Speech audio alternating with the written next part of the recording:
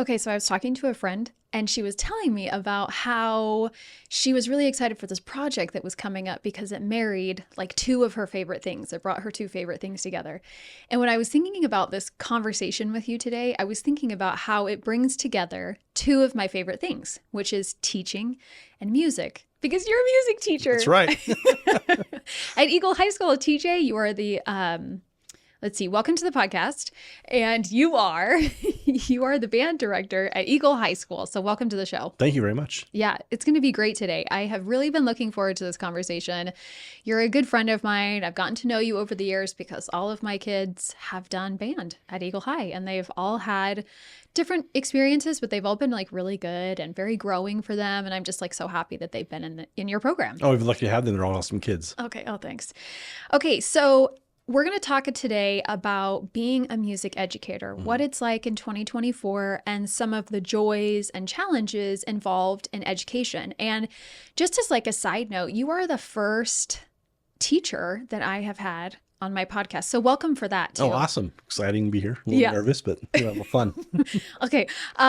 So let's start first. Like, what role does music play in the education world in 2024 in Idaho? I think it's real important that we understand what music can do for kids. And I think it's really all encompassing. Number one, what are the reasons why we have activities and sports and all the things at school so that kids can learn a way to learn to work hard and be part of a community and be great at something and excel. And music's just one of those routes that we have, and music, I believe, I'm biased, of course, that it has, and scientifically proven that it has an impact on the way our brains function and work and the communication between our left and right brain and what that can do for kids, So I think there's so many really benefits to it. And number one, it's music. It's a blast. I mean, it's something that kids can continue on in their entire lives getting better at. One of the things I love about being a musician is that I still play frequently, and I play in ensembles with people who are in their early 20s and some gentlemen that are in their late 70s. And we're all in the same groups together and making great music, and seeing that journey can be lifelong. And it's really kind of awesome. Yeah, it's like, I remember when I was younger, my grandfather would go swimming and he swam like all the time. And I didn't realize it at the time, but he had picked something that he'd incorporated into his life at some point that was something that he could do that was like good for his like physical health his entire life, right? It wasn't something that he had to stop at a certain age because his body just like couldn't take it anymore. And I feel like music is that same thing, like what you're talking about, that it's something that kids can start or adults can start at any point, right? I knew a woman who started playing, like really getting into the piano in her late 30s, and then she played the organ for our church, awesome. Right? And you can just keep going. Like I knew a woman when I lived in Oregon who went and played, like she was old. She was like in her early 90s, and she went to, and these are her words, like she went to an old folks home and she played the piano for the people in the old folks home. So music really is something that is like this lifelong experience that people can keep with them always. Well, and it's huge. I mean, that journey is a big deal. And not only what it does for kids at a young age, what opportunities it can open up. I mean, when universities, and you can talk to people who've been on committees looking at kids who are coming in for scholarships or even medical school, and when they see that kids have been involved in music for a long time, they know like there's a level of commitment, there's a level of attention to detail. There is a balance of life, that happens, and they see that as all positives. And you've never met an adult who says, "I'm glad I can't play any music." I mean, everyone wishes they had kept it up or, kept going. And, that's why we talk to our kids. It's like, listen, like there's opportunities for you everywhere, not only here in the high school, but when you go on out into your community through churches, community groups, universities, and so on, there's places to play, and you can continue to get better and seek those things out and make great music and have that be a part of your life that's going to be just really enriching. Yeah. Yeah. So when we talk about like being a music educator, that's actually a pretty broad term, right? It's not the same as saying I'm a math teacher Yeah, or even like an English teacher. It's pretty broad. So what does it huge. mean?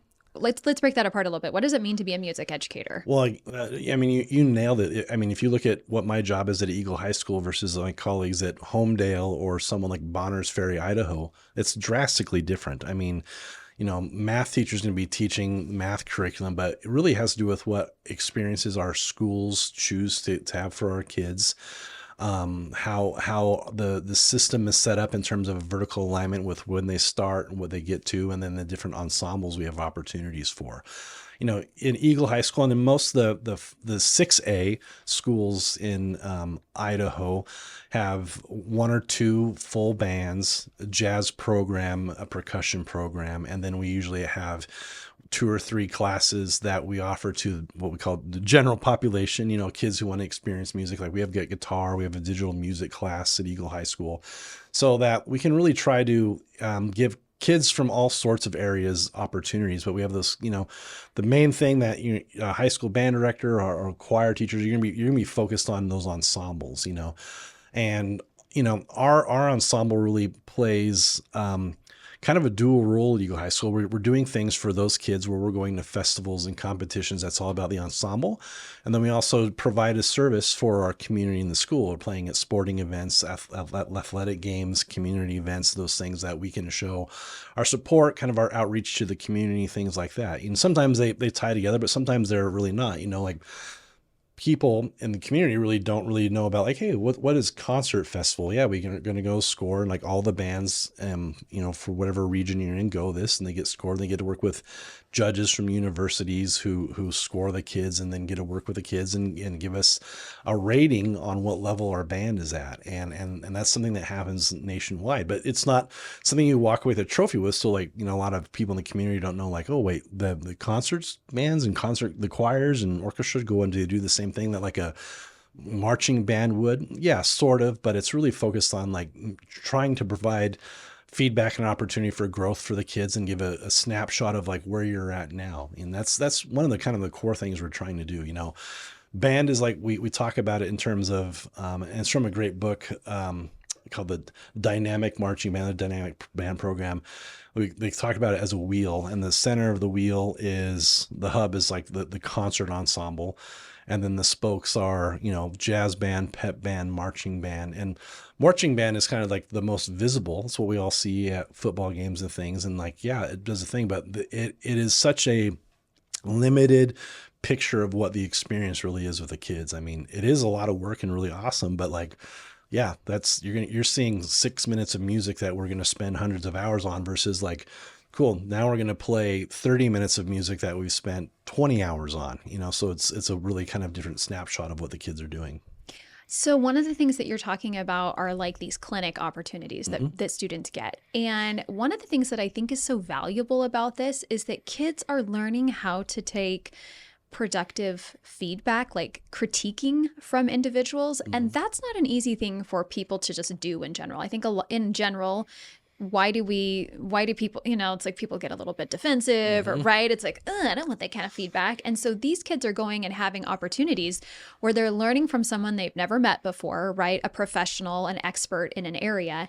And then they're receiving feedback on their performance, on these different things that they're having. So talk about that experience for kids. Well, I think in my 18 years of being in public education, I've seen that dynamic change. And I think music's real important for our students because there's fewer and fewer opportunities where they're getting that level of feedback. And kids, they have a harder time now reacting to it than they used to.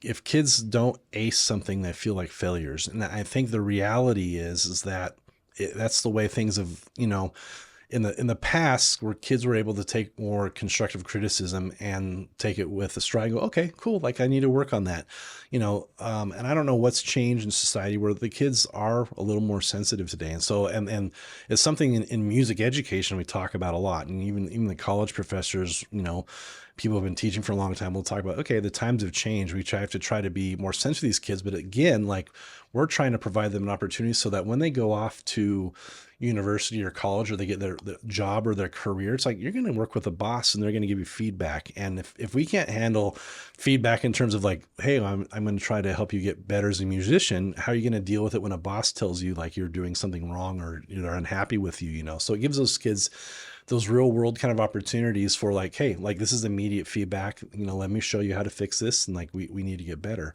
and that's one thing that I think is great when I see kids that I've had in the band program at Eagle High School this is my 17th year at Eagle High, being successful in their lives. They'll come back and say, I know it sounds dorky, but band really prepared me for, my career, my job for college. I had a student who went to USC said, the best thing that prepared me for what the rigor was going to be like at USC was your jazz band. The expectations and the responsibility and things like that. It's like, oh, that's great. And I know we have all these activities and other things that provide those things for kids, but it's like for kids, but it's really cool to hear like how those like really impact those students. It's very important. We especially today's age with how education is ran with standards-based grades and getting to redo assignments and stuff. Like when we go to a concert, like that's it. That's the snapshot. Boom. They're performing, they're taking the test in front of an audience, in front of a set of judges. And like we're seeing our students show us their mastery right then and there. And it's going to exist in a moment. There's no eraser. They can't go back. You see them think, and we'll tell the kids going like, joking, of course, mom and dad love to see their kids come perform music and make great sounds. But it's like your parents are coming to watch you think. They want to see like that you can do, because, if your parents want to hear amazing music, they're going to listen to a recording of the New York Philharmonic, and the Eagle High School Band. But no, the New York Philharmonic, but like your parents want to come see you apply these things that you've done and grow and like be proud of like, wow, my kid is doing these really amazing things. And that's what's really rewarding. Yes. And it allows, it helps kids. I love that thing that you said, that it helps kids think, right? Especially in those moments where they are maybe feeling a little bit of pressure and that stress. And I've seen my own kids having those experiences. And also, I don't know why this is, but like I have one child in particular who is just so good at secret keeping. He's really good at it. And the thing that is so funny to me is that like he used that as an opportunity to surprise us during concerts. So, oh, wow. Right. And so like during his senior year for choir, he was like the soloist for the final song. And what was so neat to me about in that moment for like a parent was being able to watch my kid share with me and with the entire audience. But like, I just felt like I was there, right? This thing that he loved so much. Mm-hmm. And he then right afterwards was really interested in what we thought about it, right? Like, he wanted that feedback. And because then he went off to college and has, been singing on a collegiate level in that way. And that has really, helped some of his social experiences and also helped him like academically.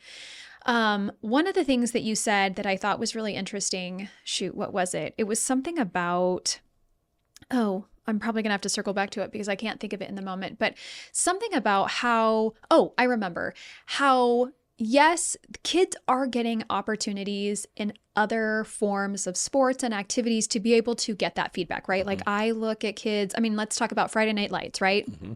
We have football players out there, and those football players work hard, and they're out there on the field, right? They're doing all sorts of things. And the dance team and the cheerleaders. They're all working really hard. And I love like Friday Night Lights because it showcases the football players, cheerleaders, dance team, the students, the marching band, right? The kids and the mascots, and even the community members. Absolutely. Like, right? Like it's bringing everyone together. The difference in my mind between a band class and football is that football is after school. Mm-hmm. It's a sport that happens after school, whereas band is a course that happens during the day. So these kids are getting an opportunity during the day to have real world experiences and plan, prepare, as we talk about like being college and career ready. Mm-hmm. I just had Debbie Critchfield in here and she was saying, listen, everything that kids do after college is a job. because even if they go to college, they're going to get a job. And that's what I love about band, is that it's preparing them. They're experiencing the critique. They have to work as a team, right? Mhm. All these different things, performing right there in the moment, making mistakes, getting the feedback. But it's something it's a course that's happening during the school day. Oh, absolutely. And, number one, band's the ultimate team. Everyone is important. You're not hiding anyone's sound. Sounds transparent. If someone sounds bad, it's there. It's like trying to make a hamburger with like rotten beef. Like if you have the world's best vegetables on it, you're gonna still taste that nasty beef. So the students have to contribute in a positive way, or the band sounds great. And it really takes 100% of the kids to do that. The other thing is, again, I'm not to knock any other activity, like they're all very important, and kids need to find their passions and be involved. But music itself is so dynamic in terms of all the areas that it addresses.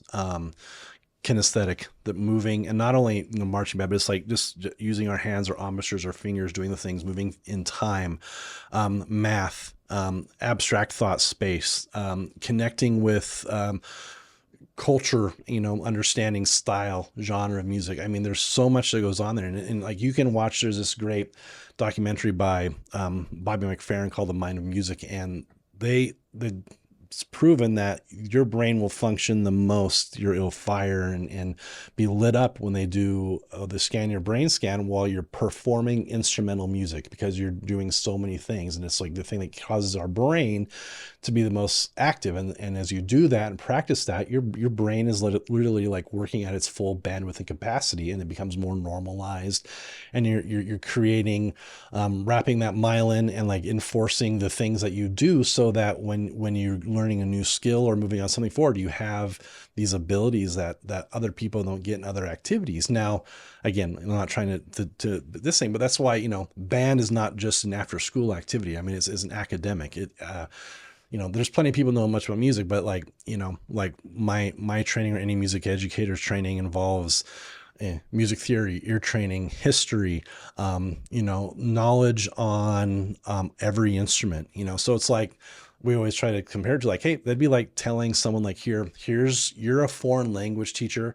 Here's 8 foreign languages in one class. You have to understand all of them, how they function. You have to be able to tell every little intricacy of those instruments, that language, to get those instruments to have the great sound, all these things. So there's a ton that goes into it, and it's one of those things that, as a music educator, it's so rewarding to when we have a concert or you put all these things together, and you see the growth of our kids and what it takes individually. We talk about in marching band, like how many variables are we talking about here? Okay, well, first off, like this year there's 62 of us on the field. Okay, so there's 62 musicians. Well, how many notes are we all playing? What are different marching moves, the visual aspect of things? Like it's millions of things that come together with all of these kids to make this thing happen that exists just for a moment and then is gone. And no matter like what kind of great recording devices you have, there's nothing like being there live in the moment. You can't recreate it. And having all of those kids thinking and working and doing this thing that is in sync in time and the sonority and sound, it's awesome. Yes, I mean, as you were describing that, I was thinking about the first time I watched the entire performance a couple of years ago for the marching band, and it was moving. Like, I mean, what you're talking about, like being there in that moment. And I have really enjoyed going to like band competitions and seeing the other kids around the Mm-hmm. Treasure Valley and what they're doing and Mm-hmm. highlighting that. And something that's very different about a band competition than maybe a different type of competition is that, gosh, these kids are like really supporting each other. Like the Mm-hmm. year that Eagle High won the D3 competition at Boise State, they got first place. It was obvious that Eagle High School's name was going to get called for the overall. We had heard the second one, which, we were vying for those 2 spots. And the kids were just so calm and like quiet. Like, yeah, they were so pumped that they won, but also I just didn't get this feeling. The feeling that I got from all these kids was that, hey, we just love being here too. And we love supporting the other students, the other schools that are here too. One of the things music educators, we know that society and parents, people, they love shiny plastic trophies and we won. But in reality, when we start talking about competition, it's like, it is not about the competition. It's about our journey. Because if it was about competition, we'd all have the exact same amount of kids marching with the same instrumentation, playing the same show. So it was a level playing field. So you're really, when we have these marching shows and we have these competitions, it's literally getting a panel of 8 judges or more who are judging all these different areas. They don't know what other people are putting, and sometimes you get those recaps and numbers are wildly around, and it just comes down to the accumulation of that score. And it's such an abstract thing to judge. Now, really good judges are wonderful, and they understand like what is a point worth and how these things go that have existed. But again, the kids know that because they do, and they see their other peers doing those things, it's something they appreciate and know that, yeah, do they want to hear their name called and win a trophy? Absolutely, because it reinforces like, hey, you've done a good job. But they know how much hard work they put in. They know they've done good. When they go out there and perform and they walk off the field and they feel like really great, like that's the magic moment. It's not winning the trophy. It's coming off the field at the end of the season and the kids feeling like $1,000,000, and you see the smiles on their faces and the tears in their eyes going, man, we spent 160 to 200 hours working on this production that lasts, 7 minutes long. And we did this really amazing thing. And they know what that takes to put that together. And some people are like, oh, 7 minutes is like, oh, it is such a tremendous amount of work. And so, we, as educators, like, we're very supportive of each other. And as much as we're competitive, we all want to do great, but like, we understand what everyone's going through. And sometimes I've told my kids this, and I mean it very sincerely.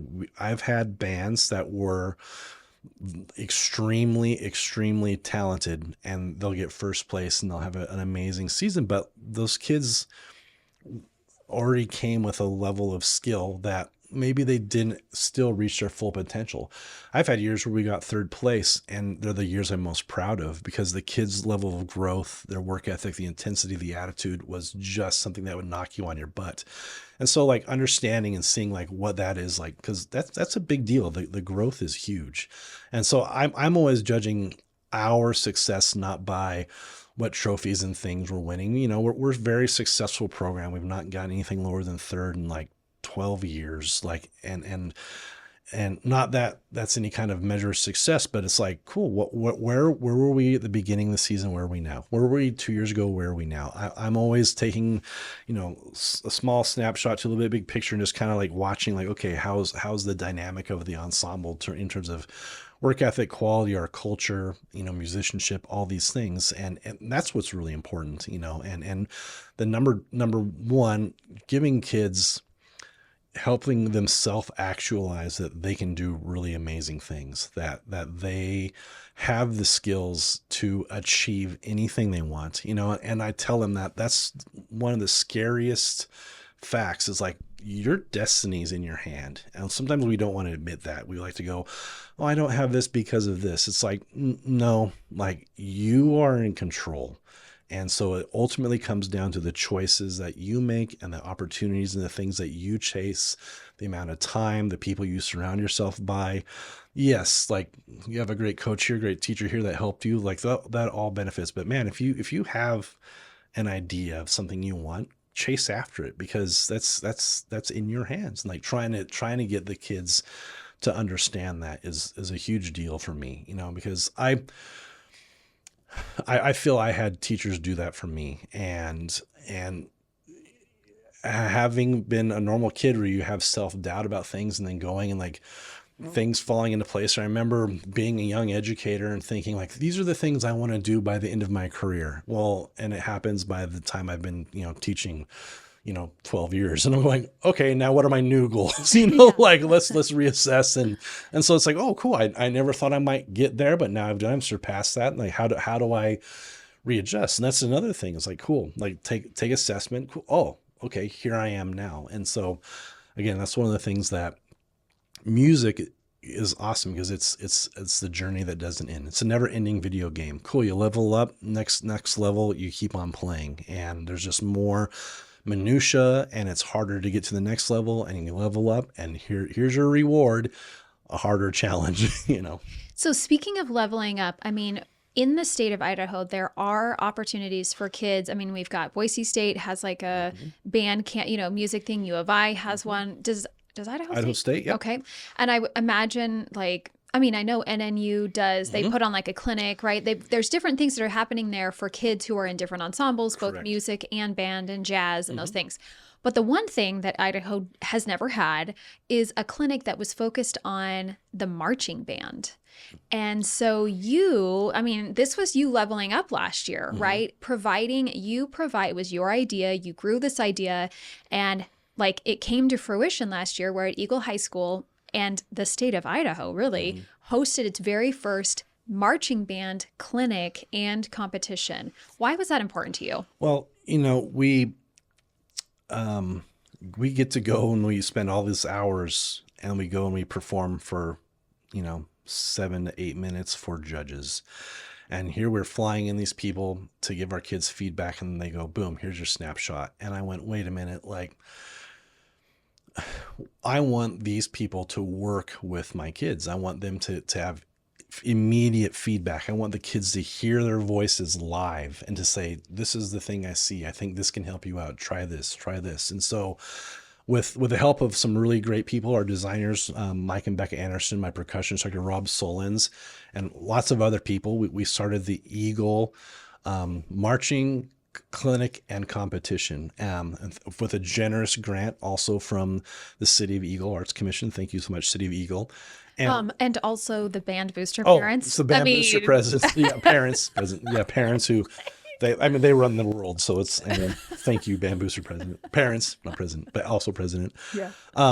No, so we brought in 8 truly world class marching arts educators, musicians, people who are into color guard coaches, percussionists, visual people, designers, and we open this up for bands to come in and take and get two 30-minute clinics with these judges. And what it was an open rehearsal. And so the band directors were told to come in with a lesson plan, show them things that they might want to work on, and then get feedback. And so the band directors were standing next to judges, and they got to do this. They got to have 30 minutes on our field, and then they move it off the field, and they got to have 30 more minutes with just musicians off the field. And so it was great, and was a very successful show. And I have really great colleagues across West Ada, and it was, to be honest, and as the band parents will know, and it was a tremendous amount of work, and we wanted to keep the experience going. But I mean, I think that week alone, I was at school for like 115 hours, and I was like, I can't do this again. And so we're rotating that competition. Is now the West Ada marching clinic and competition, and Mountain View is hosting it. So we're all taking turns, so we can all get an opportunity to host a show. We can all showcase our great facilities that we have for our marching band fields, for that everyone football stadium, but man, they're great marching facilities as well. So that each band program can have a shot at making some money, and bringing some attention to them and having that opportunity, and the band director networking, getting to know judges, and there's a whole thing that comes with it. And so we're rotating through the schools with that, and yeah, it's a really great thing. I just thought, we spent all this money on marching band and time, and why not spend some more time with these amazing clinicians and judges that we hire to actually work with the kids. Yeah, I am the social media lady for the band boosters for Eagle High School.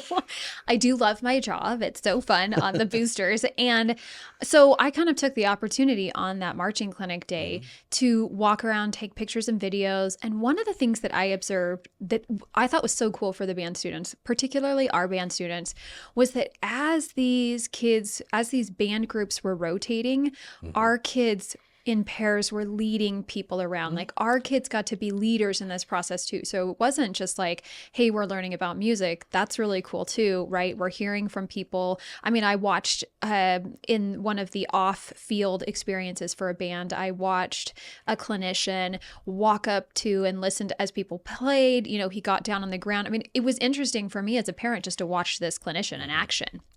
Right. And then, but I loved the whole experience. It was just so awesome. And one thing that I have never experienced I had never seen before until I became a band parent was at these competitions. These booster parents, I mean, because there's all these band parents, around the valley, they come in and often these are, full day affairs and they're bringing in their huge trailers. I mean, some schools have semi trucks, right? Mhm. They're bringing these in, they're in their parking lot, they're setting up tents, and then they feed these kids Mhm. and they feed good meals. Like, I think if I were in charge, it might just be peanut butter and jelly sandwiches. But like these people, these parents feed these kids incredible Yeah, meals. Eagle High School Band Boosters, 1,500 meals last year. Yeah. Literally. I know. And it's just so incredible. And so it just, I loved the whole experience. And when I was talking to you about it and you were saying, listen, there's not an experience like this for any band kid in Idaho. Mhm. When we're talking about marching band, we got to start this. I was like, how awesome that our band director at Eagle High School is leading out the way for in an area that like there is growth, right? Mhm. There is opportunity for improvement there. Well, and in everything in education, there's lots of room for growth. I think we know that. Yeah. And it's just, to me, it was the natural step. These people are here. Like, why not take some more time? Again, it becomes more expensive. We had to find sponsorships and grants because, like, you're paying these people, and these people are not cheap to bring in because they're world class. They're not going to volunteer to fly in. You might think, oh, what great fun. It's like, no, these people are paid very well. And so we bring them in, and not only, with us facilitating the show at Eagle High School in Mountain View this year, will they have students who have leadership roles in helping facilitate and the logistics of the show along with all of the parents.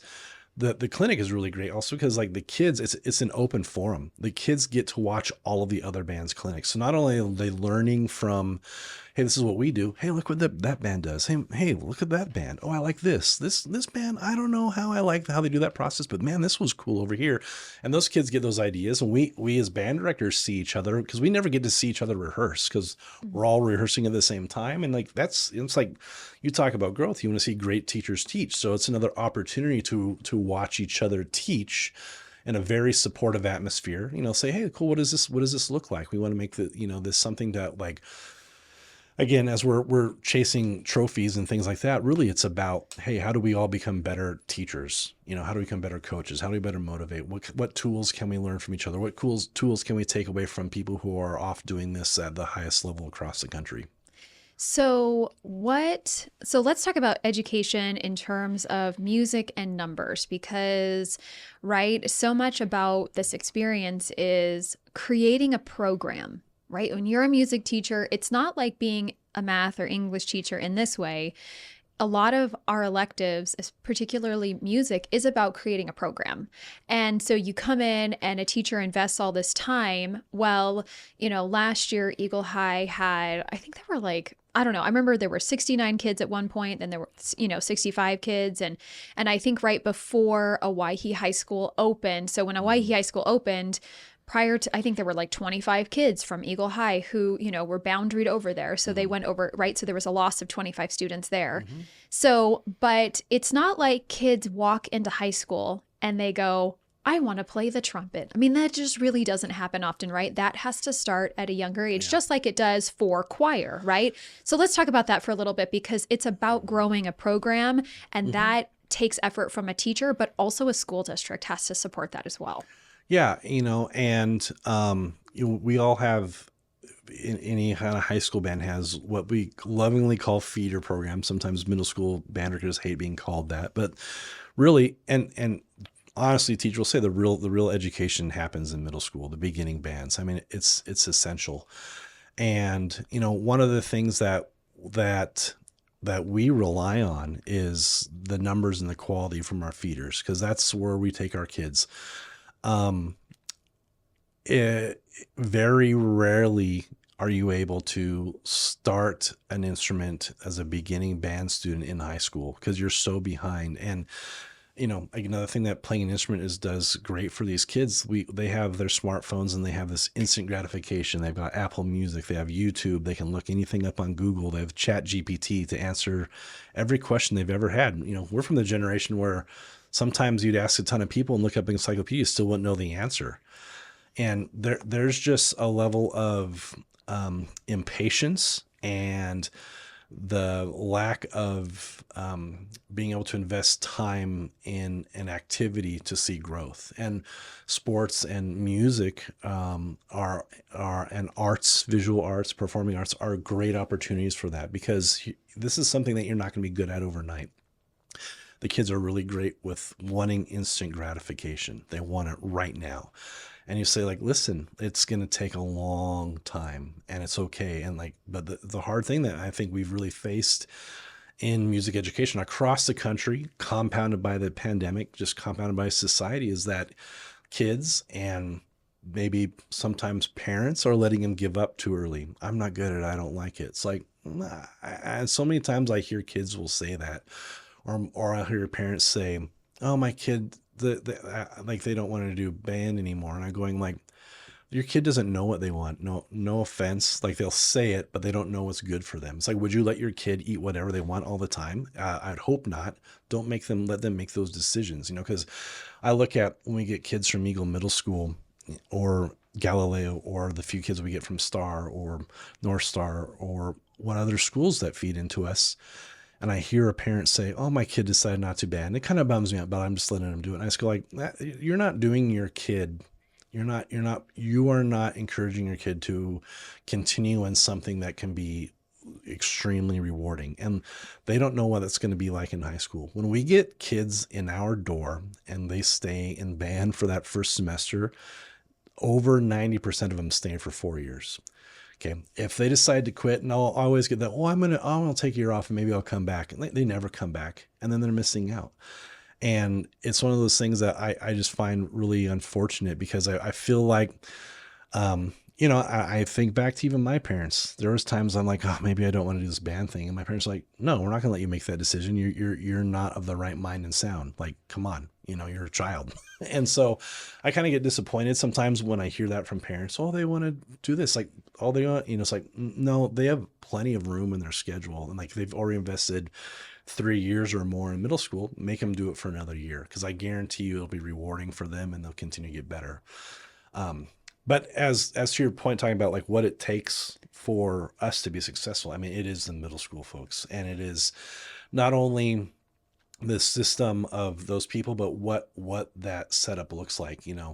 One of the things that's been really tough, and I love Eagle High School. I really appreciate West Ada, but I've seen things change drastically in my career and how we're running music in West Ada. And when I came to West Ada, I taught at Sawtooth Middle School, go Sabercats, and I loved that job. And I had a really phenomenal administrator, Dave Moser, who just retired from West Ada as an area director, really great guy. And the standard practice back then was like all the middle schools had a choir director, a band director, and an orchestra director. And a lot of times the orchestra and choir directors might travel to one or two schools, but that's what they were focused on.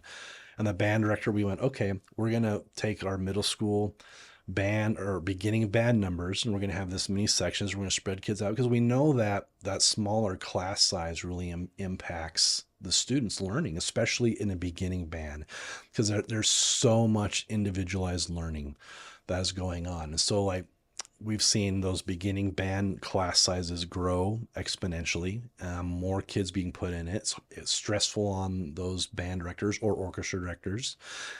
And then we now have also seen that, okay, we can save money here if I make a band specialist also teach orchestra, or I make an orchestra specialist teach band. And I understand, like, there's financial decisions that have to be made in education, but in my opinion, I really wish that there was more of a standard for excellence at in terms of creating an expectation. And I've argued in the past that we spend the money down at that level, especially beginning band, and make those classes smaller. And yes, that's more expensive, but the kids will get a better experience. They'll learn more. They'll love band more because they won't feel lost. They'll feel like they can make a great sound. They understand it better. They'll continue on. And when those kids get to high school, our programs will be bigger. And then that's where we can save money. Cool. I mean, you've never heard a high school band director who goes like, I want a smaller band. Everyone, give me 200 kids in band. Give me those numbers. make my classroom capacity says 140 on the door. Give me 140 kids of band every period. That would be my dream. Could save a ton of money, but that's just not the way it goes. We're going to make our financial decisions and with the FTE works and I think it's impacted us. And I don't know when or where that decision was made, or if it was just something that was organic that just has happened. But I think that in certain schools, it's really impacting our numbers. I'm not going to mention other high schools, but there's a few of us being one, that we're struggling with size of numbers. At the peak, we probably had 150 or 160 individual kids in the Eagle High School band program. Not all those kids marched, but like we had kids doing things. We had 2 separate band classes. We had 2 full jazz bands. Right now, I think individual students, I've got just shy of 80. And it's been compounded by some things, the pandemic, splitting with Hawaii. But, with Eagle High School as big as it should be, pretty standard practices that when my professional organization, the National Association for Music Education, looks at what does a healthy band program look like. It's literally that the number is 10% of the student population of the high school. We're not even close to that. We're not even half that. And so things like that. I think that there's opportunity for growth and improvement. And I'll always advocate for that. But again, I know there's only so much pie that can go around, but it's something that I think is essential for our kids. And the fact is, music is expensive. I mean, instruments, all these things, especially with how things changed after the Jokey lawsuit in West Ada and across the state of Idaho. When kids always used to provide their own instruments, and now we're moving to where we're providing more and more and more, and we're having to, and that is at a cost. And our district's putting money there, which is important and essential, that we're compliant with the law of free education in Idaho. But it's also impacted what the experience is for the kids, unfortunately. Yeah. So I acknowledge that what I'm about to say, you may or may not be able to agree with. Not that I'm going to say something that's so off the charts, right? That's not appropriate for the air. But I say that and I'm making it sound way worse than it really is. But it's interesting to me because it's just I've traveled around the state and I have talked to a lot of parents, and every district is different, right? Every district has the things that are their strengths, and then things that they struggle with. And as I, traveling around the state, some parents have a concern over their relationship with school administrators. They don't really like how the school administrators are making them feel. As a matter of fact, something that I thought was interesting was that not one parent complained about a teacher. Not one parent said, I'm really frustrated with teachers. If there was an issue, it had to do with administrators, which I thought was really interesting. But then another thing that I've noticed is that, you talk about feeder programs. And so, for example, Eagle High School, they've got one middle school, really, this little, charter one over here kind of a deal, and a school of choice, within West Ada where they're going to come. And then there's several elementary schools. And my youngest was fortunate enough to go to an elementary school that had this great music teacher, right? He was so fantastic, and he would provide some really great experiences for those kids who had tried out for the honors choir, which they had to do during lunchtime. And there were a lot of kids that did it. But this music teacher, I think it was Steve Jones. Andrew Steve's legend. Yes. Amazing guy. Yeah. And he won music educator of the year for Idaho. And every year he takes his honor choir down to the Capitol steps at the Christmas tree lighting. And it's beautiful, and they sing, and it's awesome. The governor's there, and it's a really great moment for these kids. So we have elementary schools that have music programs that are feeding into, the elementary schools are feeding into the middle school program. And I'm looking at this okay, well, we have administrators that are supporting this, right? But if an administrator doesn't support music at a school, that program can get choked, right? It's not getting the oxygen that it needs to thrive. And so what has been my observation, West Ada has 57 schools, and they're trying to do, different types of alignments system-wide. It's hard to do that. And okay, we hear the phrase from our leaders, you get your best bang for your buck here in West Ada, which means Okay, that can mean a few different things for people. I have literally said to the leaders of this of the district, please stop saying that, because what I'm hearing you say is that you don't pay your teachers enough. Okay, and when some people hear that, they're thinking, sweet, as a taxpayer, like my school is using, the money well, which the school should be using the money well. It's taxpayer dollars. They should be, Absolutely. that component. But if certain programs, I mean, we talk about like CTE programs, we talk about these different components that are really important. But one of the things that I've observed around, as I traveled around the state, is that it really matters who the principal is at a school to help foster great programs and to help support teachers in a way that creates a good culture at that Mm-hmm. school. If that's not happening, then we have issues. And so, like, this isn't just a band, a music issue. This is an issue that is, I think, educators are dealing with across the state, right? Mm-hmm. But particularly as I look at it from West Ada as a parent perspective, if we don't have principals that are supporting programs like Mm-hmm. music, then we're not going to, in a middle school setting, then we're not going to have great programs in high school.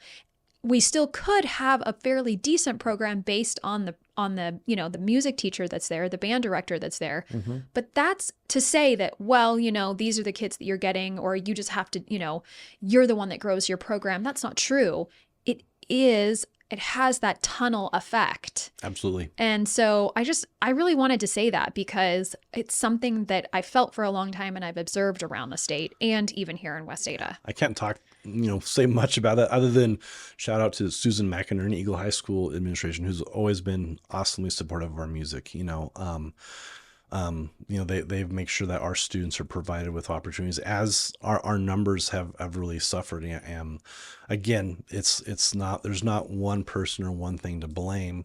We have our feelings about things that we could see to help us out, and I literally went to Susan. I said, I'm begging for your help, and she's helping us. She's doing what she can, and she's awesome, But when like I said, we had 150 kids in band, and then my choir colleague had 300 kids in choir, and we're both less than half of that now. And like we knew that we did great things. And that was a fluke year. We still sustained those numbers for a long time. And one of our feeder programs on the choir side disappeared. There was not eighth grade choir for quite some time, which really impacted choir, and that's gotten started back up. And there's, teachers doing their best to really work hard to try to do that. But sometimes the system makes it, and this is again my opinion, and I don't want to sound ungrateful, but makes it difficult. And these of course are all opinions. Like I think that there's opportunities being left for our kids, because music is something that we should really see a lot of kids involved. I remember when I student taught in Washington, it was an expectation. It was part of your elective cycle that you were going to take a year of music in high school, and whether that was choir, band, orchestra theory, music appreciation. I remember talking to one of our past superintendents about, the kids have 22 elective credits and 2 humanities. Why don't we go 20 elective credits and 4 humanities, so that our students can be more well-rounded in that? And again, it's hard because I'm not trying to be critical of the electives and things we're offering, but when you look at really, really amazingly successful programs, which West State is really good at, they like to compare and look at us with same socioeconomic area, Cherry Creek in Colorado, Clovis in California, the Clovis School District. You look at those music programs, it's knocking on your butt phenomenal. And, again, it's hard because it's never apples to apples, because the funding is different for those schools. CTE, I mean, those programs are amazing and are great because there's a ton of federal funding for that. It's not just like we're choosing. It's like, and it provides opportunities that has a pipeline to a lot of work out there. But it's like, I really think, and again, my opinions, like we want to get kids into doing things that will help them grow as people. I think that, as employers out there are looking for the next generation of people who are going to work with them and work alongside with them, they want people who have opportunities to learn, how to be responsible, how to participate in a teamwork, how to manage a calendar. And and we had a really great, and I gave him a shout out when I did the West Ada podcast a while ago. Vice principal a few years ago, Jason Robarge, is now at Centennial, who really recognized when we talked about like the correlation between students who are not involved in anything and how they're performing academically, and kids who are involved in things. And like we see that, man, if kids are involved, there's doesn't mean there's a causation, but there's definitely a correlation in some things. So like if we can get more kids to be involved in activities and do things, in which we're really trying to do that, there's going to be hopefully some kind of like motivation, like, oh, I have to keep my grades up for this class. I'm going to go to school. I have a purpose at school. I belong to a set of people. I think, it's real easy just to say, oh, this is a problem, we need to fix this. But, I think there's many reasons why. And again, again, all my opinions, the trend in education is everything's data driven. It really is. It's like, show me how this improves X, Y, and Z. Why are we going to invest money if it doesn't do this? And I understand that, but also I think that, we have to do what we can to cultivate the soft skills of people, the responsibility, things that are not in our grade book, and that with, especially with the way standards-based grades which are, very more directly aligned with like, can you prove me you know this knowledge? But back in the day, it's like, cool, did you work hard on this project to get an A?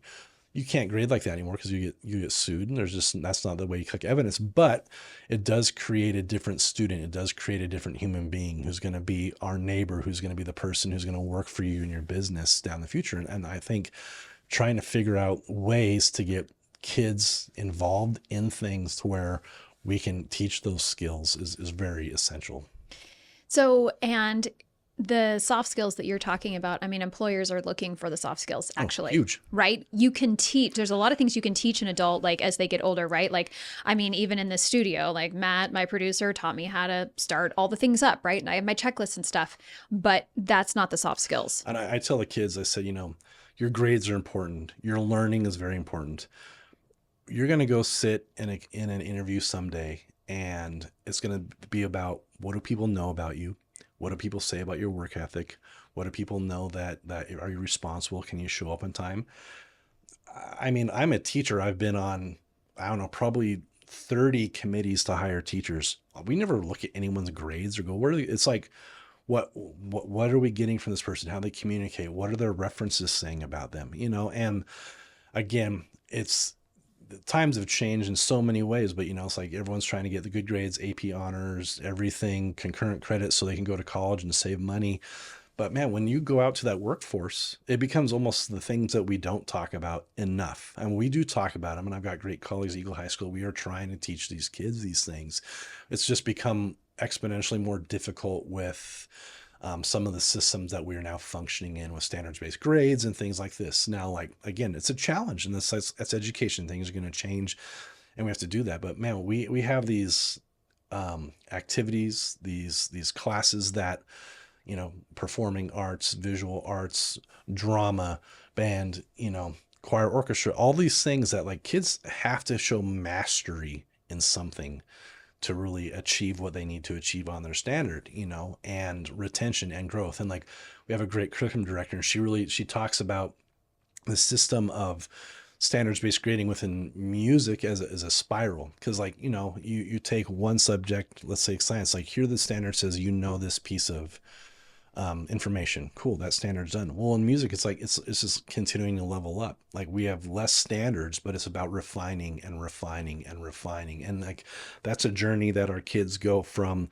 beginning of school through their time. It's funny when you look at Idaho state standards, and they'll have beginner, intermediate, novice, and like advanced, and you go like, the advanced, like, this doesn't happen till like college or graduate school. Like, really, unless you're like intense. So like, where are we living in, and what kind of journey is this really taking our kids on? And that's the really great thing about music, is it gives kids something that they can just continue to refine. And not only the music and the teamwork and the interactions, but through that, the communication, the calendar, all those little extra things that make, the co-curricular classes, have that extra side of rigor.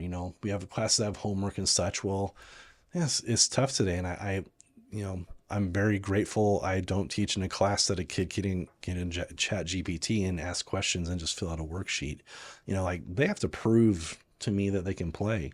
They're going to prove to our judges that they can execute. They're going to prove to our community and our patrons at a concert that they're really truly excellent. And a lot of areas in education have those types of things, but like music really is set up in a way that like that's the expectation is of performances. So, when you talk about standards-based grades, because I did an episode with the superintendent of West Ada, and we were kind of talking about standards-based grades, and he did his dissertation on that topic. Mm-hmm. And I have experience as a parent, but also as a substitute teacher in the school, working, understanding standards-based grades. And then I was actually talking to a legislator who is an educator, and I was asking her a little bit about standards-based grades. And I think something that's important to note is that, so if you're interested on standards-based grades, go back and listen to that episode with it was 2 episodes ago, 3, something like that. It was the very first one for the season opener for season 2. But the idea is that West Ada has created their own version of standards-based grading, right? Where they put this heavy weight, this 90% on tests. It doesn't have to be that way. That's the way that West Ada has invested in doing it that way. So I think that's a really important thing to denote in this like realm of standards-based grading, right? And a lot of parents don't like it. And that's pretty, I think that's common knowledge. It's not a secret. And I have spoken with school board members about it. And the fact is, I think West Ada has invested a lot of money in this type of grading system. And so, I think it serves some students, it serves some components, but it doesn't serve everything. And to your point, I've read some articles on it, which I think is fascinating, but it is creating a different type of student. Mm-hmm. And so I think that's just something important to understand when we are talking about standards-based grades, that you're dealing with the version that West Ada has built, but that doesn't mean that's the same version that other students are dealing with in a district who might also have standards-based grading. Yeah. And all the districts have their policy. And again, like I know for a lot of people in Idaho, it's like, oh, this is new. Well, in other places, it's been around a long time.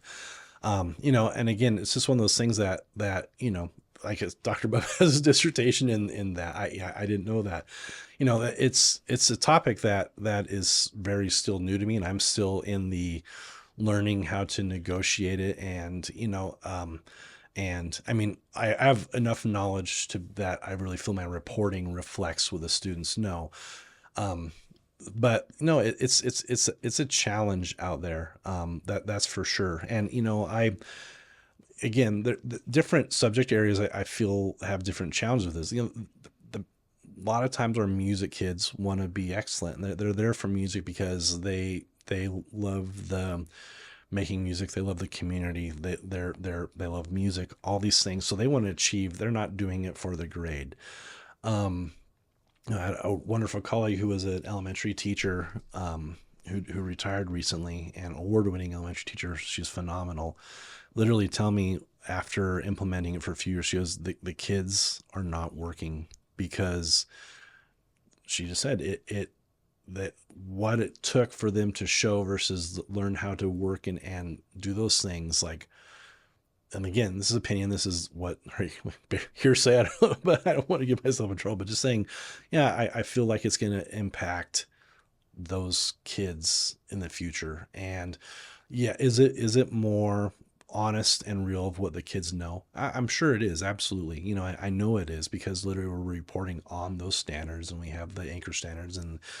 But again, I think about it from someone who, I truly believe education's job is way more dynamic than that. We're preparing our kids to contribute in society and to be able to chase their dreams. And I, will do my best to help my students get the best experience possible.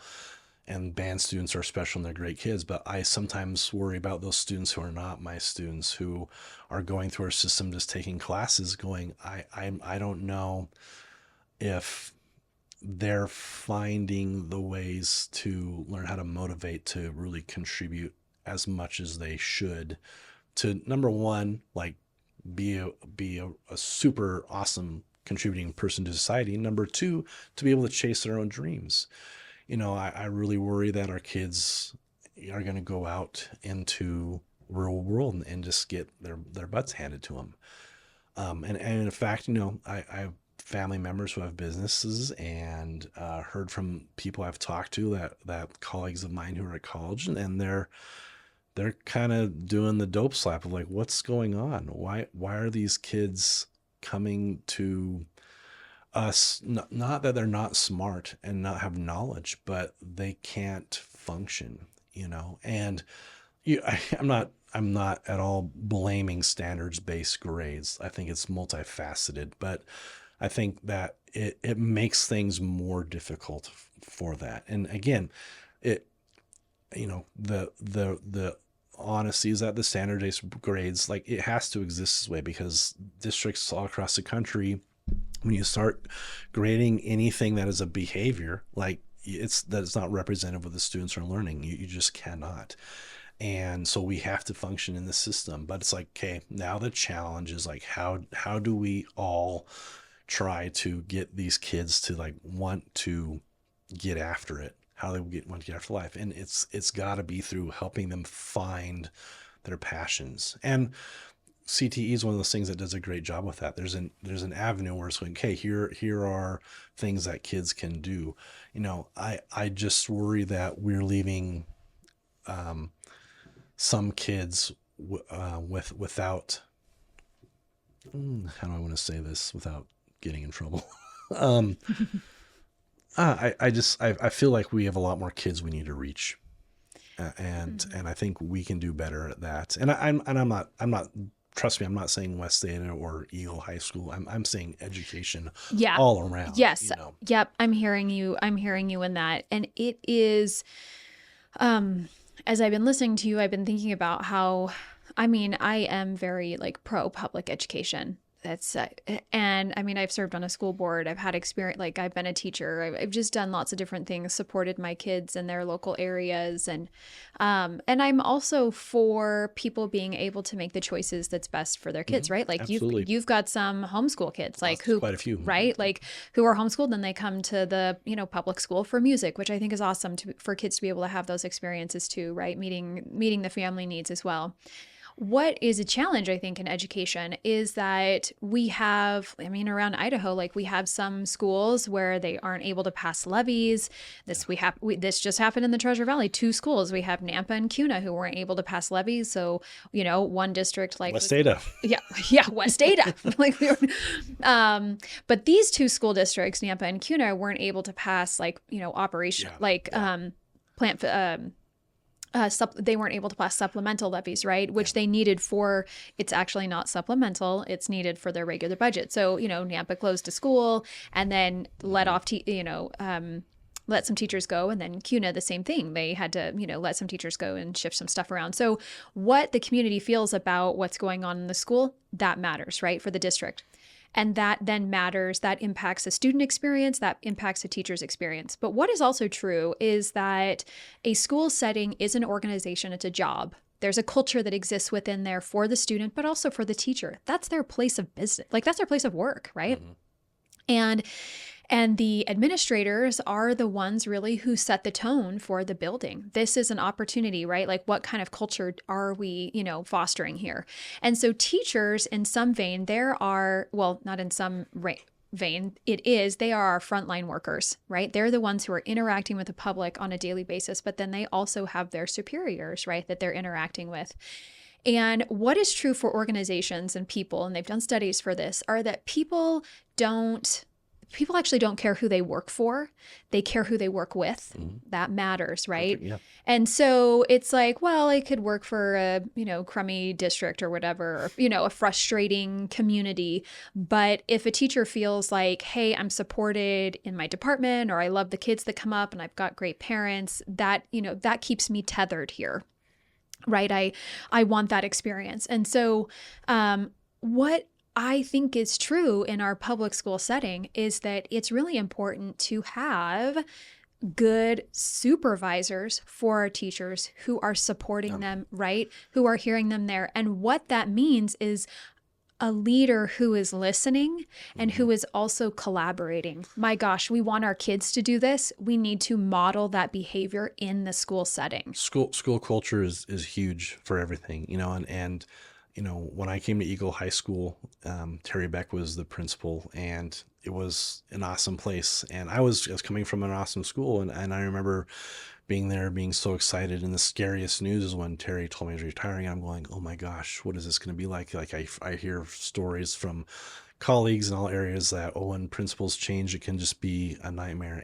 And Eagle High has been awesome. Susan's been great. The team that she's built in terms of our vice principals is an awesome team. I think it's a phenomenal culture, and I think that that the students are like our goal, like, trying to do the best we can for every one of our students, trying to provide the best opportunity, trying to make sure that we have a high functioning faculty to communicate all the things, and I hear from, just like you said, from colleagues that who are teaching, schools outside of West Ada, that, you would hear about some of the things those districts and schools go through, but they say, the kids in the community are awesome. I love it here. I wouldn't trade it for the world, and I think about my feelings about Eagle. I think Eagles is a magic place, and I am isolated. I am in my cave at the northeast corner of Eagle High School that has no windows, and I'm stuck in there making music all day long with kids and getting to really do my best to give our students really great opportunities. But for all the colleagues that I've had at Eagle High School for years, I'm always impressed. And there's times I have conversations with the parents, sit next to someone, I go, oh, I want to be in that classroom. Interactions with our vice principals. One of our vice principals has been my colleague since I've been at Eagle High School.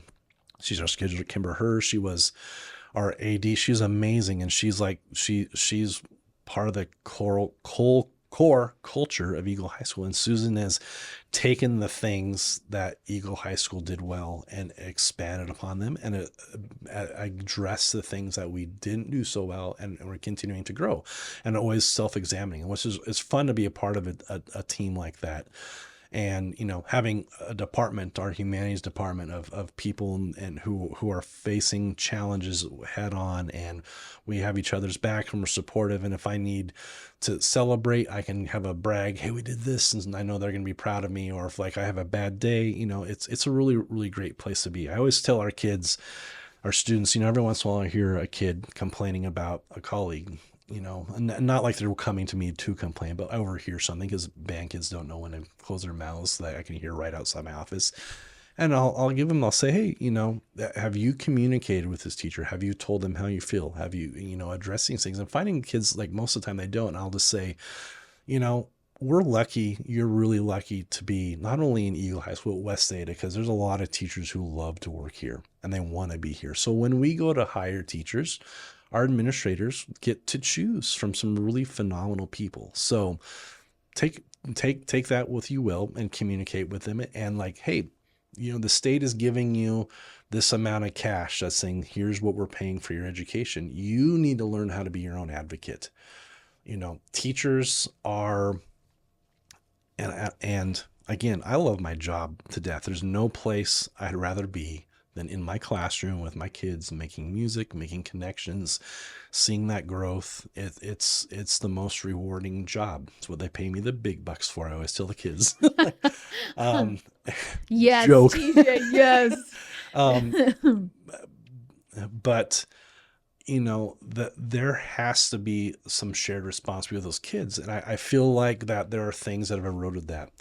email communication. My mother and father would have never dared to call a teacher or email a teacher before making sure I did my due diligence in communicating with that. And I've had some interesting emails over the years that like saying and accusing me of things about my son said you never did this to him and you failed him on this because you don't. And it's like, first off, like I'm not, it's like that's not how we work. And I don't like to email. I'll call a parent up and like so they can hear my voice and go like, no, I that's not how we are. And like have your I've not heard any communications from your student. Make them show you emails.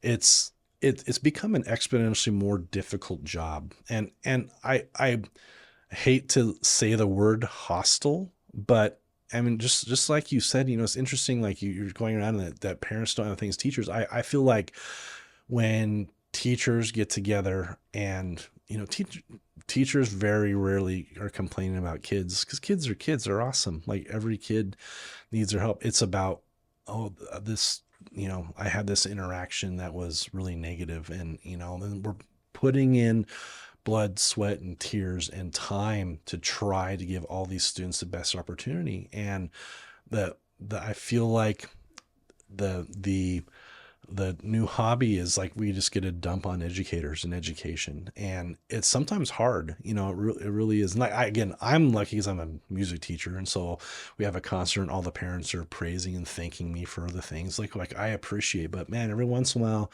you get an email that that for some reason a student or something is miscommunicated or not represented in the correct way, and it can ruin a week. I've had some interactions with it. And again, I'm not a perfect human being, and I'll tell parents that like, hey, if I've messed up, you know this, I'll cop to it. I'm going to stop you. That's actually one of my favorite things about you, TJ. And I wish that more people were like this in the world in general, in our communities, but particularly in our school communities. And I'm talking parents, students, teachers and educators and district administrators.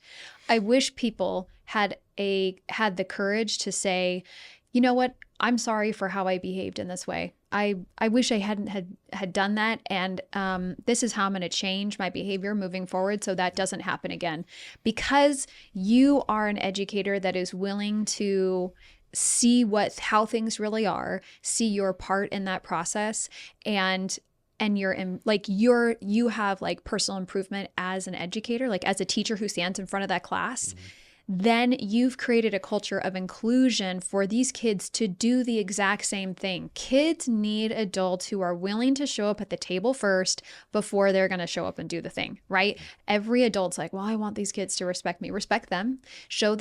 Allow them to be human by showing your humanity. Yeah, absolutely. Like, so anyways, I just want to say that, yes, you do that. And that impact, like that has created an amazing culture in your classroom. Well, that comes from teachers that I had that did the same thing. One of my professors, like anytime anyone's in your classroom, you better make sure that you're asking them not only what they're seeing with your students, but how can you be better? And he goes, I don't care if it's someone who's a brand new teacher, someone who's been teaching 30 years, or a parent, like, hey, what's your input on this? I talk to about with the kids, like they know that we're going to bring in a clinician or someone to come observe them and give us feedback and to work with them. They also know like, hey, today Mr. Hartman's in here because I've asked him to watch me because I want him to give me feedback and go, how do I work?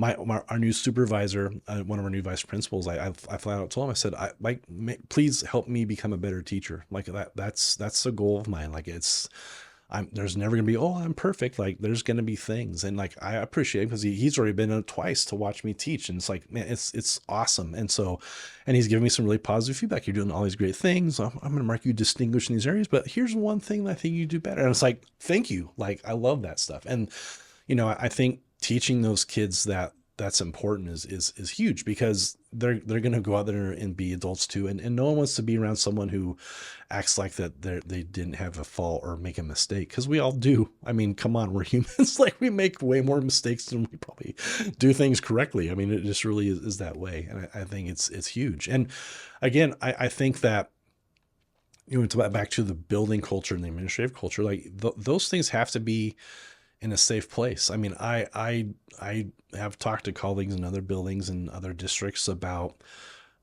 literally feeling scared anytime an administrator walks in. Anytime an administrator walks in my room, I'm smiling and I'm kind of going, cool, look at this, and Susan would go like, I love walking in and seeing your band kids. We had a little bit of miscommunication a few years ago, and I was away for a funeral, and they thought they had my class covered, and they realized about 10 minutes into class, like, we forgot to send someone down. And so Susan went down there and go, oh my gosh, these kids. And she goes, they were rehearsing and working, and like they were on task, just like a teacher was there, just like you were teaching. She goes, how phenomenal those kids, and I'm like, yeah, that would, they knew that would be my expectation, and so those things are a really big deal, and again, that the culture. There's a book I love by Daniel Coyle called Culture Code, and anything by him is pretty awesome. But I really think that the culture we create is essential to a positive learning environment. I mean, step one. I feel like young teachers, or even when I was a young teacher, like I was about content, what we're going to play, what I'm going to tell these kids, and how I'm going to make them do this. And it's like, no, wait a minute. Like let's talk about the culture, and shout out to Phil Hartman, who's at Centennial High School for 27 years, phenomenal teacher. And I remember going and watching him teach, and I go, I want that. Like, how do you get and he goes, it's not about me or my knowledge or all that. He's like, it's about culture, it's about leadership, it's about interacting with the kids. It's like, this is how you build this. And he helped me build it at Eagle High School. And pretty soon I'm like looking at like, wow, this is awesome. Like it's amazing. Yeah, then I get to share the things he shared with me, and we still bring him in every year to do leadership training for our leaders. And it's awesome.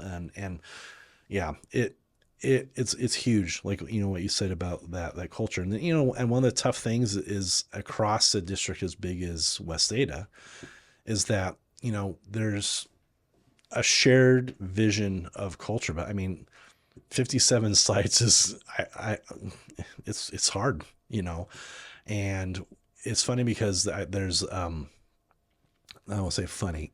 One of the challenges is like there are definitely a movement for equity and getting a lot of similarity across the district. And, when we get together in collaboration, it's very interesting how you'll find that there are things that, and it really has to do with that culture aspect that are so different about buildings. Like, yeah, we have this shared philosophy and these things, but like, this is what this building feels like. This is what this building feels like. And so much of that is those interpersonal relationships, that administrators, build, because really they're the leader. They're who we look to. They're who grows a thing. And like, we're a culmination of all of our personalities and strengths and weaknesses, and like, cool, we're Team Eagle High School. But it's a really pretty awesome place. I tell people when we talk about schools and such, like, if I had kids, I would be super happy to send them to Eagle High School. And I don't know many other places around that I'd go, oh, this is where I want my kids to go to school. And I feel really, really proud to work at a place that I feel that way about, to be a part of a team at. It's like, yeah, this is really cool. So as I've just been sitting here listening to you, I mean, I love culture, and it's something that I think it's really important to like pay attention to, right? If we're not intentionally building it, then something else is going to come in, and you don't really know what you're going to get if we're not intentionally building it, right? Mm-hmm. And then, but I also think about some of the experiences that my kids have had with teachers throughout, like, just their experiences. And I am really grateful for the teachers who have just even an environment inside their classroom, right? Because that's what we're talking about, culture. It's like the way we feel, right? How we interact, what the processes are, all of these different things in a classroom, where they can go up and talk to a teacher in a meaningful way, whether it's about a challenge, whether it's about a joyful thing that they want to share, right? Mm-hmm. And these teachers are there supporting and listening to them in wherever they are, right? Helping them through this thought. Because from my perspective, like, my worldview is that I really do believe it takes a village to help a child go all the way from being little out into the world, for them to launch. And I'm really grateful for my for my village that is around my kids, like the schools, our neighbors, right, our church community, all those things, where my kids work. I mean, I hear my daughter talk about how she really likes her boss at work. And she tells me why, and I just think, oh, her boss listens to her. Her boss helps her feel valued, and being in that work environment was hard for my kid at first. And so I think about like my kids, I've had 3 so far at Eagle High School, and it's the teachers, not every teacher is going to connect with my kid. That's not my expectation, because there's so many kids there, right? We just need different teachers to connect with these different kids, but we need all of the kids to be connected Correct. with, right? Mm-hmm. And so I really am so grateful for those teachers who have connected with my kids, who have, opened, their doors to them. And what's interesting is that not one of these teachers has the same personality. Some of them, some of them like are really joyful, or some of them are very casual, or some of them are actually kind of have more of a sarcastic sense of humor and maybe come off a little bit cold, but Mm-hmm. they're such good teachers, and that's just how they're connecting with the kids, and not cold as in like mean, but just maybe their affect doesn't necessarily look like they're happy right away, but they actually are, right? And so it's kind of just all of these people creating this experience for kids. And what I think is so important is, and one of the things that I've heard you say too, is that it's really important for our principals to be a part of that process, Mm-hmm. right? And you've spoken about how your experience has been that, right? The principals are a part of your process. Huge. I've actually had that experience at Eagle High School. So I'm a sub, and I don't sub that often anymore. And you're actually one of the only people I really sub for anymore. And then Mary Castronova, I will like sub for her too. But if I got a call, I would go to Eagle High School if I'm available, just because I like being there. I love walking in, and I love seeing the secretaries that are in the front office. Gosh, they're so friendly, and they hug Mm-hmm. me now, and I like love it. And there's one vice principal that I have become nice friends with. And when I was subbing actually one day for one of your classes last year, there was an issue with a couple of students, and I tried to take care of it. But I'm also a sub, right? I mean, Mm-hmm. and one of the responsibilities of a sub mostly is classroom management. So I'm in there classroom managing, and there's an issue, and I call down to the office, and this vice principal comes down. And in that moment, he didn't come in and take over. He came to me first Mm-hmm. and said, "Tell me about what's going on." So I told him, and he was like, "How would you like me to handle this situation?" And I was like, "Whoa, I'm a substitute teacher, and you're treating me like a human being who's here investing my time into this classroom experience, and you want to collaborate with me on addressing this issue. Wow, that's awesome. And I'm so grateful, so that's really great too." And to your point also, not every school has that kind of experience, right? Not every parent feels like their administrators are creating those types of things. So I do think that when teachers get in an environment in their place of work where they are supported by the administrators in their building, well, that's really powerful. That has like a lot of impact on the teacher experience, which then has a lot of impact on the student experience and then the parent experience. Yeah. No,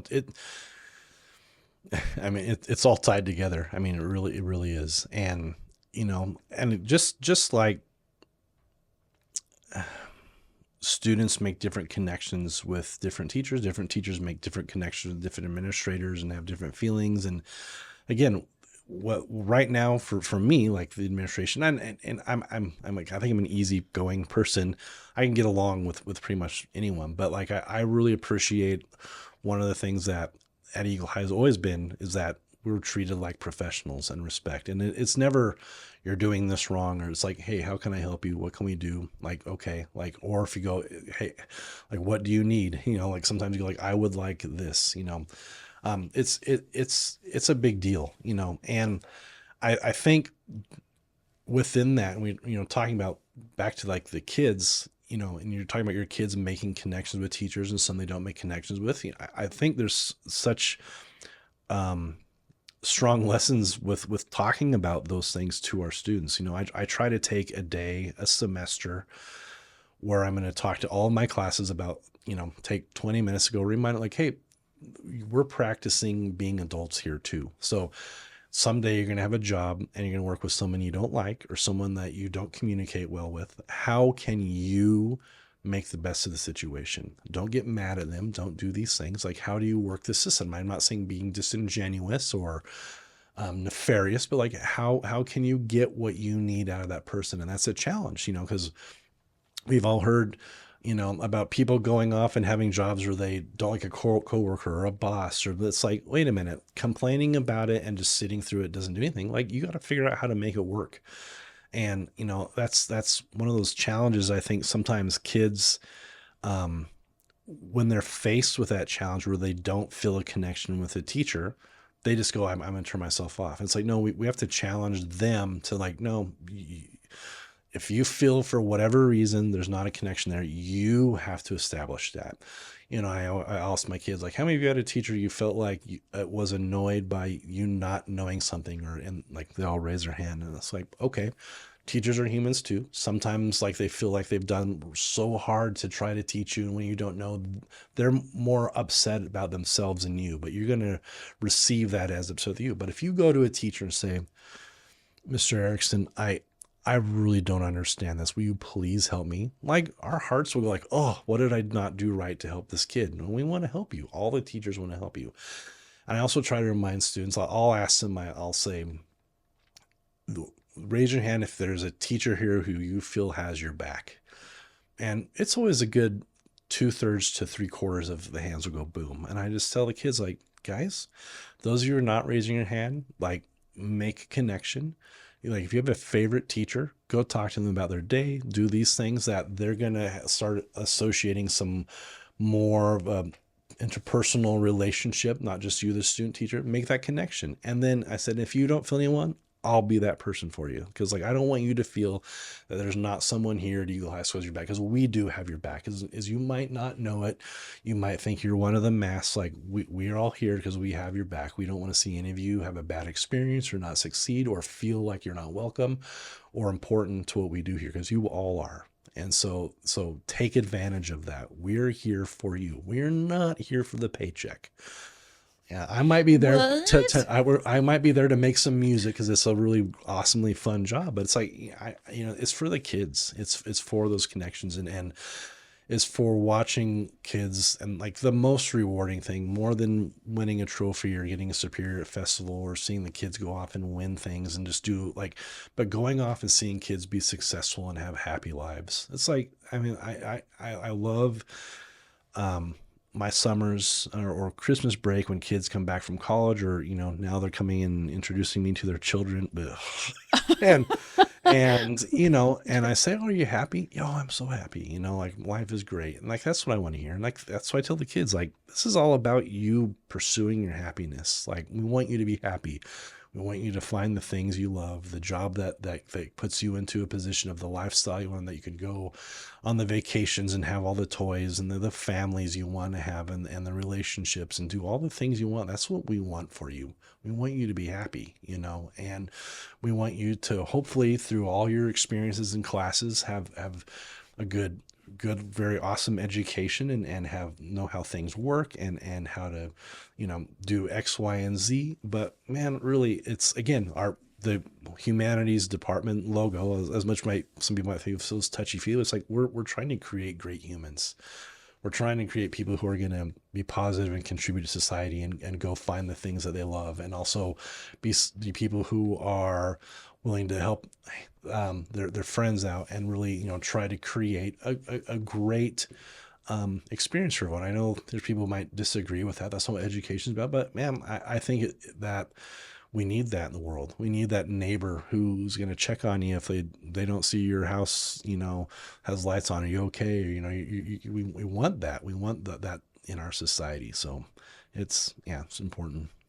I agree. And one of the things that I am taking away from this conversation is, gosh, I mean, like I mentioned at the beginning of the conversation, it's, you and I are friends. My children are, like, my 3 oldest kids have taken classes from you, and my daughter, who's a senior, actually, I mean, she's a piano player, so she actually didn't join band. She joined until her sophomore year. It was halfway through her sophomore year as she was kind of looking for something. And so I thought that was really cool, right? This that's something that I love about music is that they're always willing to open the door for a kid to participate, right? Hmm. In general. Yeah, absolutely. And that's a really beautiful thing. And I was thinking about how my oldest kid had an experience once in your classroom. He played the piano, and he worked with you sophomore year, and then because we that's when we were first here in Eagle,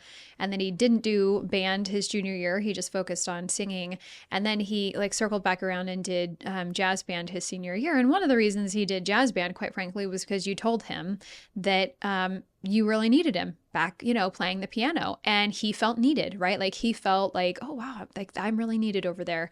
And it was interesting. One time he had an experience with you where you got pretty ticked at him for something. Hmm. I remember exactly. You got mad at him. And two things. One, he came home that day really frustrated, and he was talking to me about it. And I don't even remember what the thing was. I'm sure you do. But Hmm.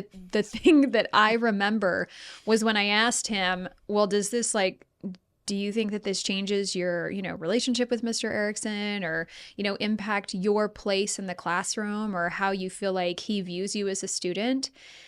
He was like, no, I don't. I don't question that at all. He was mad at me, and I'm really mad at him right now. But that doesn't change how I feel about him in this class right now. And it's about what, as a parent in that moment, I thought, oh, I'm so grateful for a music teacher because my kid loves music, right? He wants to be connected to this thing, but I'm really grateful for someone who sees the good qualities in him. And yeah, he's like, he, got after him for probably not practicing and being prepared for class. Ding. Yeah. Probably what it was. But just, really grateful for that. So that's actually one thing. And I know sometimes at the end of my episodes, I do feel a lot of gratitude as a community member. I do feel a lot of gratitude for the people who are doing the thing that they love or is so meaningful for them, and it's making an impact right where they are. Like we need people like that in our community. The other thing that I was thinking about that I'm taking away from this conversation is that as an adult, one of my favorite things to do is to go to sporting events. I love a good sporting event. I love watching it on TV. It's fun. Not as much as my husband. I'd rather sometimes go like watch a movie or something, right? Which is performing arts. One of the things that I love to go do are to go to concerts. I love music. I like as a kid, I was constantly listening to music. I love going to performing art shows, right? Where people are showcasing, you have the orchestra there and the people on the stage and all of these different things. I love performing arts. And I'm not alone in that. People across America pay a lot of money to go watch someone like Taylor Swift and all the people who are on her stage, right? They'll go pay a lot of money to watch Imagine Dragons. And, Hmm. a lot of money is invested for people buying tickets to go to like Radio City Music Hall, right? And to watch things there, watch those musical performances, watch the performing arts. That only, and what that tells me is that as a nation, we value music. We value it. And so just like we need to make sure that, hey, these feeder schools that you're talking about, right, that they're aligned in a way so that from elementary school, middle school to high school, that they're supporting that program in that vein. We have to make sure as communities that we understand like what's important for us as a nation, and are we supporting programs that are doing that, right? Because there was a certain time where when you and I were in school, they were just talking about going to college. That's all we talked about, going to Hmm. college. And then pretty soon, we were short on all the people in the trades. We were, Hmm. and we're living that right now. People are short. And so they've really gotten back to, hey, we goofed. We focused on something and really left out a huge portion of the population. We need to focus on being career ready, right? Hmm. And that's why we're going back to those CTEs. It's important for our schools to focus on that thing. And so as I sit here, like in my school community, it's really important for me to know, like to say out loud, I want to make sure that our community does not miss the mark when it comes to supporting music education, because we love it in Idaho. People love to go to concerts. They love to go to musical performances. So we need to make sure that we're supporting that in our school communities as well. And that's something that I'm taking away from this conversation. So what's something that you're taking away from the conversation, TJ? Well, I really appreciate you highlighting so many things that are positive that happen in our school, and I think it's important to get out there. What kind of opportunities our kids have. Music at Eagle High School just being one of them. I think that as yeah, and I mean it. If I would love to have every kid in my classroom. I would love to have twice as many students in the band program at Eagle High School, because I know what it does for our students. I've seen how it impacts students' lives. I know what it means for the community and the school. And again, it comes down to like what's the purpose of education, and what are we trying to do with these kids? Is it really just to teach them facts? It's like, no, I think we want them to contribute positively in society. I think we want them to go out and make a great living and have a great family, and pursue life, liberty, and the pursuit of happiness, right? And I think that I know I know that music can be a big part of that. And I look at what we do at Eagle High School in the band program and in the orchestra program and the choir program. And I just kind of like, man, I think there's so many students out there that for whatever reason are not going on. And I think that, okay, kids are going to make decisions that are not social. I would say that I wish parents were more encouraging of their kids staying in it. The kids have plenty of room for electives and opportunities. Another thing that, to be honest, frustrates me, how many kids we have early release and late start. It's like, well, wait a minute. Like, stay here and take another class, get another experience, be something here while you're in high school.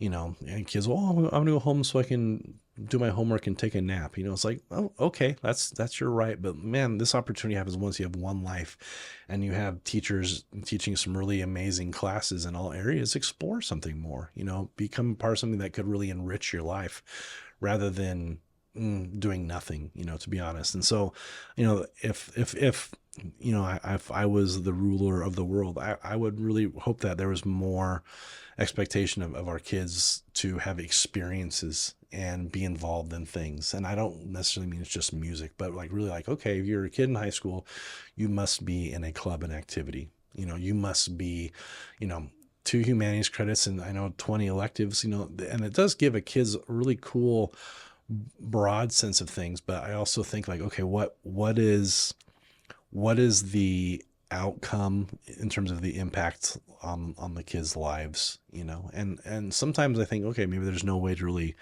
quantify or measure that, but we see how music physically impacts students' learning. We see how it can be something that they can go on for their lives, and I just think it's really important. And again, we work really hard, and West Ada provides these opportunities for our kids. Eagle High School has been very supportive of what we offer to offer our kids a really phenomenal experience. Like I said, or you said, we have lots of homeschooled kids who come to us just for music because Eagle High School's music is great. We have kids who come from different districts and move. When people will shop around when they're moving from California or Texas, and they'll go, okay, we're looking at your music programs. Oh, we want to go here. Because they'll talk about that. I have a parent, they're coming, they started looking at schools 2 years ago, and they're coming to Eagle High School looking at music programs and like, what does this do? What can you tell me about your program? And, our kids get a really, really wonderful experience. And again, partly that has to do with the culture at Eagle High School and our administrators, and again, also the community support. We have really great parents. Eagle's an amazing community. We've had really great support from our boosters and businesses and people donating. We've had really great support from the city of Eagle, recognition. Throughout time, we had a Eagle High School Music Day put in the books many years ago when we did some stuff. The governor recognized our percussion. There's support, and that stuff makes a big difference. And kids are awesome everywhere. They really are, but not all the communities are awesome. And, I'm really proud and lucky to say I teach in an awesome community. There's expectations. I know I've had some colleagues go like, oh, I bet it's hard teaching in Eagle with those parents who, have high expectations. And I go, no, it's awesome.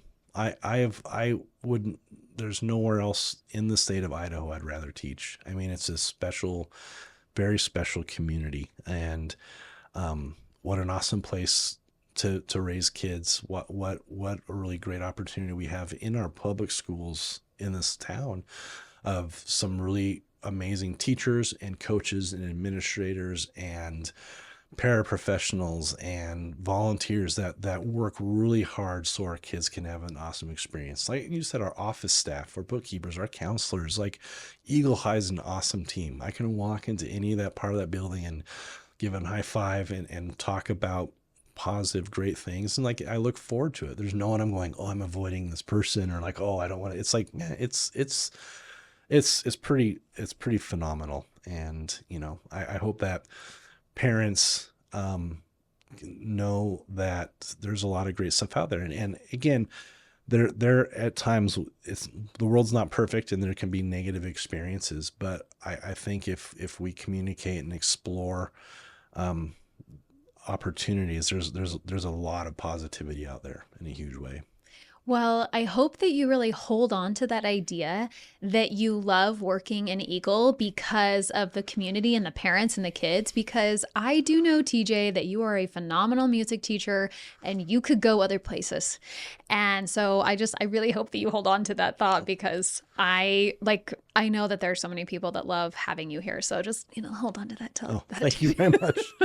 And thanks for coming on the show today. I really appreciate you taking your time, and it's been a lot of fun chatting with you about music education. Thanks for all you do for education and highlighting things. It's awesome. We need people like you. So thank you. Oh, thanks. Well, and if anyone wants a really amazing concert, particularly a Christmas concert, it will be on the Eagle High Band's concert will be Tuesday, December 17th.